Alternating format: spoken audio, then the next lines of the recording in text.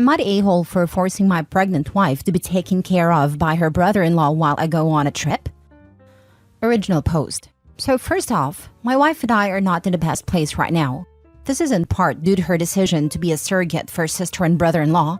I did not agree with this. The current issue is not about that, though it is related.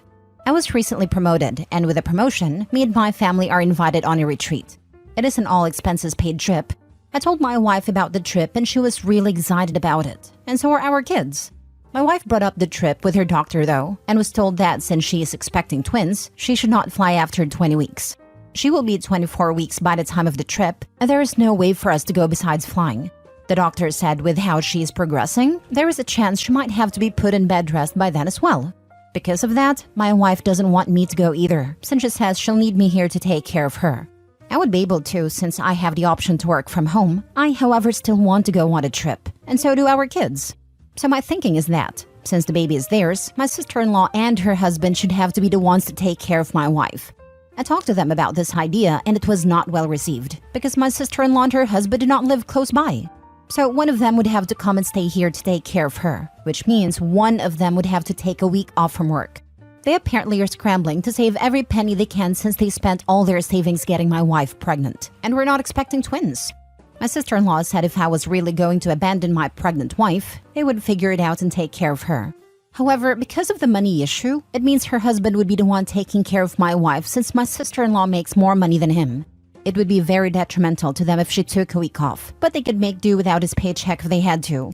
To me, it seems like a good enough solution, but wife is upset because she says I'm putting her in the uncomfortable position of being taken care of by her brother-in-law when she's in a vulnerable state. Of course, nobody's thinking he's going to do anything to her. She is just uncomfortable because he's a man, and she would rather he not look after her. Now for the top comments before reading the mini update. The issue is precisely that she is surrogating against your wishes. What was the decision-making process you went through? In situations like this, there is no compromise. One wins. But it's how you got there. That she wants you and the kids to change plans because of this suggests she won more by default than process. This was a decision that profoundly affects all of you, especially since you've been through this with your own and no pregnancy. No, her choice, her consequence. Go and enjoy yourself, and when you get back, get into marital therapy. That she doesn't see all of this suggests this one doesn't have a long shelf life otherwise. There wasn't any decision-making process that I was a part of. I was told it was none of my business. Perfect. Then taking care of her now is none of your business. Take your kids and enjoy your trip. And when you get back, rethink your whole marriage. Not a-hole. Your wife agreed to be a surrogate without you being on board with the idea? Frankly, you have much bigger problems to face than whether to go on this trip. I know. Like I said, things aren't great right now to begin with. Not a-hole. I'm sorry she just did that without even a discussion. As a female, a mom and a partner, this is awful to me. It also really bothers me that these people are like, whoa, we have to take care of the person carrying our babies. So what are they gonna do when the babies are here? Drop them with your wife? Leave them with a nanny all the time? Hang on, this isn't just about one trip. If she might need to be put on bed rest at 24 weeks, doesn't that leave a whole 16 weeks that she's going to need a carer? And they think you should be doing that? Yeah, time for the wife to go live with a sister and brother-in-law. What a mess. Now for the mini update. I go offline for a bit to take care of some things and I come back to all these comments. Thank you all for helping not feel so crazy or, I don't know, alone in this. I do realize now that this is the end of the road for us. I probably should have realized that sooner. So right now, I'm just going to start preparing for that and try to make this process as easy as possible for our kids. Next story. Am I the a-hole for dumping my girlfriend who left her husband for me? I was in a friends with benefit relationship with a woman. I didn't know that she was married. She told me that they were separated. I started catching feelings for her and I confessed that I want to build a future with her. And she came next day to my doorstep and told me that she wants to move in with me as her ex is making her divorce difficult. I was like, sure. First few weeks were good. She would clean and cook for me. Then she started messing with my things, telling me where to put my keys, how I go out whenever I want, etc. She became irritating and eggy, so I lost feelings for her and kicked her out. She started begging me to give her another chance, that she will not bother me and how she left her husband for me. Turns out they were not separated. She was cheating on that poor sod with me. I told her to kick rocks and never contact me again. She's now spreading rumor that I love bombed her. That I somehow manipulated her into cheating with me. Her husband is not letting her get back and is going for full custody on grounds for abandonment. I don't blame him, but I do think he's overreacting, although it's none of my business. She has been harassing me on social media, blaming me for stringing her along and using her for fun. I used her for fun, as much as she used me the same. I didn't love bomb her. Am I the a-hole? Not the a-hole. You may want to make a post about how it really went down. Public embarrassment can be a way to get her to stop harassing you. I agree. At least respond with, if I had known you were still married, I never would have gone out with you or slept with you. Then block her on all platforms. Yep, tell the story that she told you she was separated and going through a divorce. In fact, post your Reddit post to her social media. Then block. I don't blame him, but I do think he's overreacting, although it's none of my business. She's spreading lies about you on social media after deceiving you as well as her husband. Yet you think her husband is someone who overreacts? Trust me, if you think you've seen the worst of her in just a short period of time, then you should take into account how much he has had to deal with after being married for a while and having kids with her. You are probably just the last straw. Consider setting the record straight on social media, as her lies could affect you negatively. Not the a-hole. Not the a-hole, but a bit crappy. She literally ditched her kids to move in with this random guy. That's abandonment. Him calling the husband filing for custody on grounds for abandonment overreacting is horrible. No, he didn't know. He does now. No, he didn't ask her to leave her kids, but saying it's overreactive is crappy. It's not overreaction. It's the definition of abandonment. Leaving your kids for nearly a month to move in with your new boyfriend is abandonment. She was cheating on her husband with you and used you when she was kicked out by her husband. Why would you give a chance to a cheater? If she did that to her husband, she will probably do the same to you. She even lied to you about her relationship with her husband. She only wants to get back together with you because she needs a place to stay. Just block her and go no contact with her. She is a troubled person and it's not your responsibility. Just learn your lesson and avoid making the same mistake in the future. Next story. Am I the a-hole for divorcing my wife after she got an abortion? My 27 male and wife 27 female have been together for 4.5 years and married for 2. We've discussed kids before marriage and both agreed that we wanted kids. A couple weeks after we got married, we started trying for a baby and she got pregnant, but was having doubts about kids at the time. We discussed it a bit and she said she didn't feel ready yet.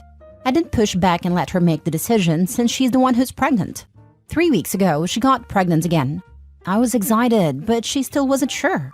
She said she wanted to wait a little longer, and I tried asking her for a timeline, but she just said when she feels ready, she'd let me know.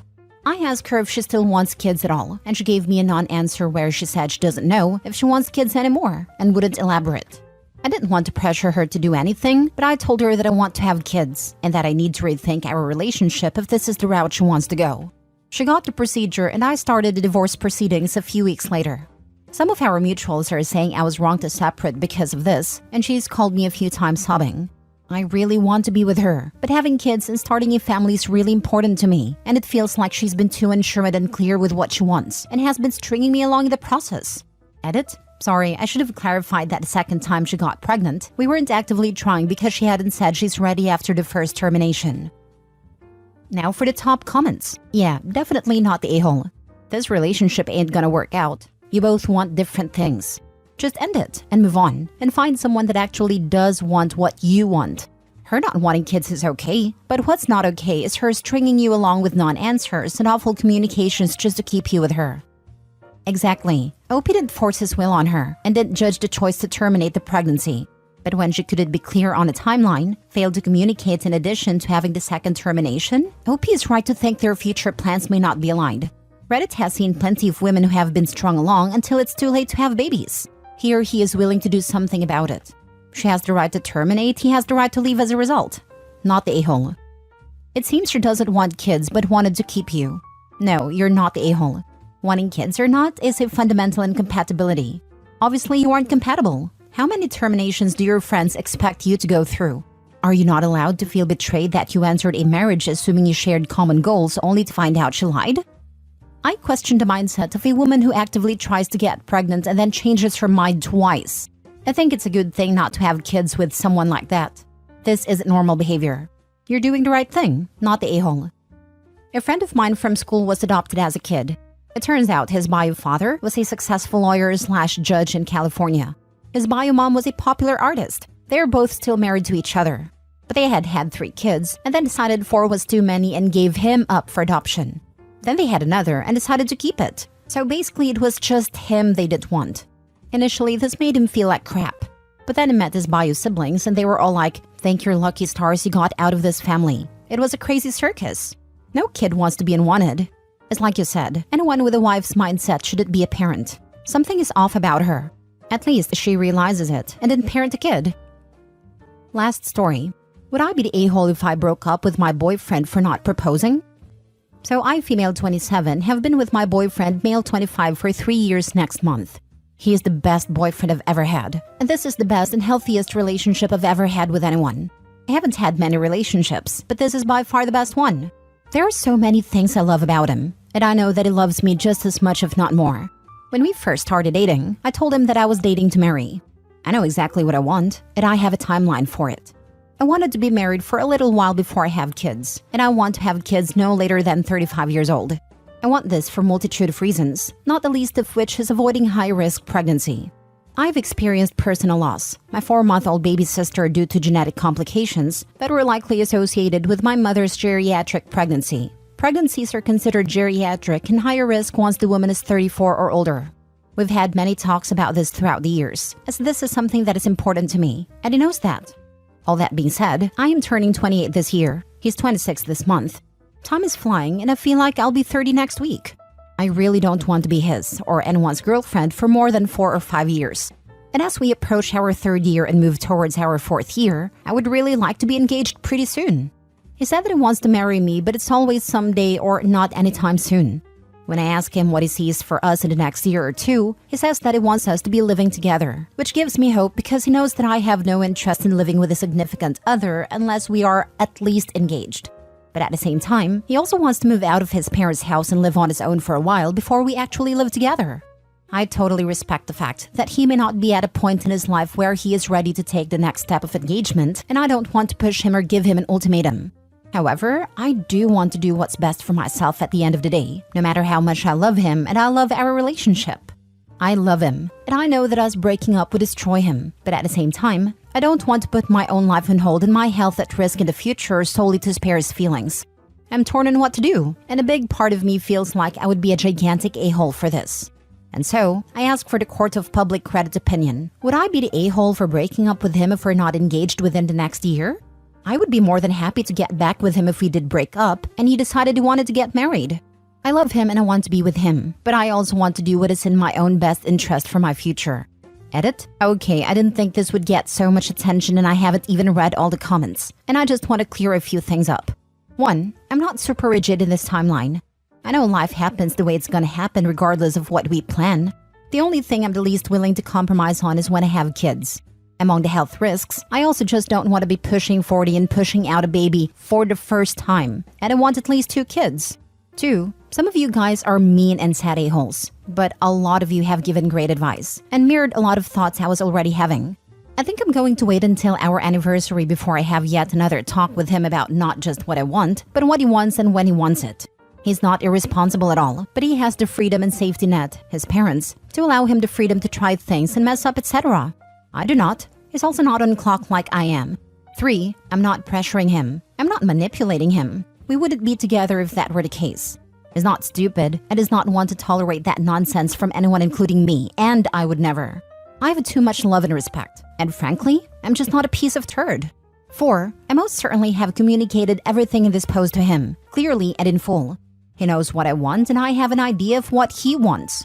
I've always made sure to make all my intentions clear with him, because I do have a tendency to expect people close to me to just know or pick up on hints and things, and I just really didn't want that frustration and confusion in my relationship. You wouldn't be the a-hole for expressing your need for a clear plan in marriage. Open communication is key. If your priorities don't align, it's okay to consider your own well-being. I agree. And also, what's his plan? What is the reasoning for still living at home? Is he working? Saving money toward his future with you? If he contributes to the household monetarily and or chores-wise, that's a good sign that he's acting like an adult. Is he just there for a free ride and spending his money in a way that doesn't build toward his future with you? Like, what's his plan? Because him saying someday, not anytime soon, feels like he doesn't have a plan. maybe doesn't take your timeline seriously, it is ultimately stringing you along for the benefits. If it's staying with his parents but saving a significant amount of money for the future, then I think it is okay. If his income is plain money, that's a really bad sign. Delayed gratification is something to look for in a long-term partner. The same for things like laundry. Is his mom doing all of the laundry or is he doing his own? Does he know how to cook and clean?